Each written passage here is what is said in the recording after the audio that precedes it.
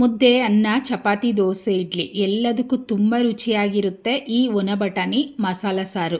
ಒಂದ್ಸಲ ಮಾಡ್ಕೊಳ್ಳಿ, ಮತ್ತೆ ಮಾಡ್ತೀರಾ. ಮೊದಲು 100 ಗ್ರಾಮ್ ಅಷ್ಟು ಬಟಾಣಿನ ಇಡೀ ರಾತ್ರಿ ನೆನೆಸಿಟ್ಕೊಂಡಿದ್ದೀನಿ. ಅಂದರೆ 8 ಗಂಟೆ ಕಾಲ ನೆನೆಸಿಟ್ಕೊಳ್ಳಿ. ನೆನೆಸಿಟ್ಟಿಲ್ಲ ಅಂದರೆ ಬಟಾಣಿ ಬೇಯೋದಿಲ್ಲ. ಈಗ ಬಟಾಣಿನ ಕುಕ್ಕರಲ್ಲಿ ಹಾಕ್ಕೊಳ್ಳೋಣ.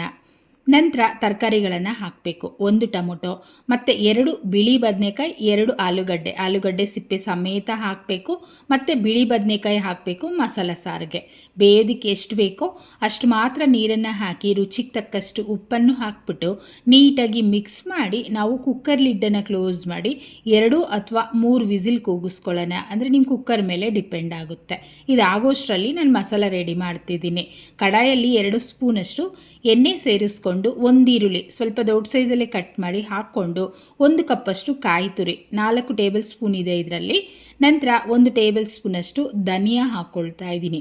ಧನಿಯಾ ಇಲ್ಲ ಅಂದರೆ ಧನಿಯಾ ಪುಡಿನೇ ಹಾಕ್ಕೋಬೋದು. 2 ಇಂಚಷ್ಟು ಶುಂಠಿ, 5 ಎಸ್ಲಷ್ಟು ಬೆಳ್ಳುಳ್ಳಿ, ಚಕ್ಕೆ ಮತ್ತು 4 ಲವಂಗ. ಬೆಳ್ಳುಳ್ಳಿ ಕಡಿಮೆ ಹಾಕಬೇಕು, ಶುಂಠಿ ಹೆಚ್ಚಿಗೆ ಹಾಕ್ಕೋಬೇಕು. ನೋಡಿ, ಇದನ್ನು ಚೆನ್ನಾಗಿ ಫ್ರೈ ಮಾಡ್ತಿದ್ದೀನಿ.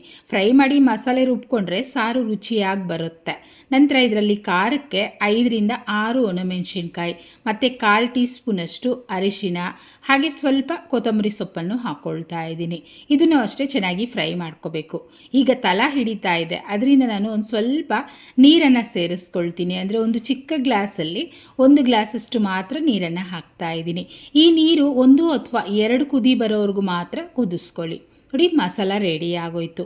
ಪೂರ್ತಿ ತಣ್ಣಗಾದ ನಂತರ ನಾನು ಮಿಕ್ಸಿ ಜಾರಲ್ಲಿ ಸೇರಿಸ್ಕೊಳ್ತಿದ್ದೀನಿ. ಹಾಗೆ ನೀರು ಬೇಕು ಅಂದರೆ ಸೇರಿಸ್ಕೊಂಡು ಮೆತ್ತಗೆ ಗಂಧ ಬರುತ್ತಲ್ವ ಆ ರೀತಿ ರುಬ್ಬಿಟ್ಕೋಬೇಕು. ಅಷ್ಟರಲ್ಲಿ ಬಟಾಣಿ ಸಹ ಚೆನ್ನಾಗಿ ಬೆಂದೋಗಿದೆ, ತರಕಾರಿಗಳು ಚೆನ್ನಾಗಿ ಬೆಂದಿದೆ. ನೀವು ನೋಡ್ತಾ ಇರ್ಬೋದು. ನೋಡಿ, ಬಟಾಣಿ ತೋರಿಸ್ತಾ ಇದ್ದೀನಿ ನಿಮಗೆ. ಈ ಥರ ಮೆತ್ತಗೆ ಬೆಂದರೆ ತಿನ್ನೋದಕ್ಕೆ ಚೆನ್ನಾಗಿರುತ್ತೆ. ಈಗ ರುಬ್ಬಿಟ್ಟಿರೋಂಥ ಮಸಾಲ ಸೇರಿಸ್ಕೊಳ್ತಿದ್ದೀನಿ. ಹಾಗೆ ಎಷ್ಟು ನೀರು ಬೇಕೋ ನೋಡ್ಕೊಂಡು ಅಷ್ಟು ನೀರನ್ನು ಸೇರಿಸ್ತಾ ಇದ್ದೀನಿ. ನೀವು ಬೇಯಿಸೋವಾಗ ಅಂದರೆ ಬಟಾಣಿ ಬೇಯಿಸೋವಾಗ ನೀರು ಹೆಚ್ಚಿಗೆ ಇತ್ತು ಅಂದರೆ ಮತ್ತೆ ನೀರು ಹಾಕಬೇಡಿ. ನೀರು ಕಡಿಮೆ ಇತ್ತು ಅಂದರೆ ಮಾತ್ರ ಸೇರಿಸ್ಕೊಳ್ಳಿ. ಉಪ್ಪು ಆಲ್ರೆಡಿ ಹಾಕ್ಬಿಟ್ಟಿದ್ದೀವಿ, ಈ ಜಾಗದಲ್ಲಿ ಹಾಕೋದು ಬೇಡ. ಈ ಥಿಕ್ನೆಸ್ಗಿದೆ. ಬೆಂದ ನಂತರ ಇನ್ನು ಸ್ವಲ್ಪ ಗಟ್ಟಿಯಾಗುತ್ತೆ. 5 ನಿಮಿಷ ಮಾತ್ರ ಬೇಯಿಸ್ಕೊಳ್ಳೋಣ. ನೋಡಿ, 5 ನಿಮಿಷ ಆದ ನಂತರ ಓಪನ್ ಮಾಡ್ತಿದ್ದೀನಿ. ಕೊತ ಅಂತ ಕುದೀತಾ ಇದೆ.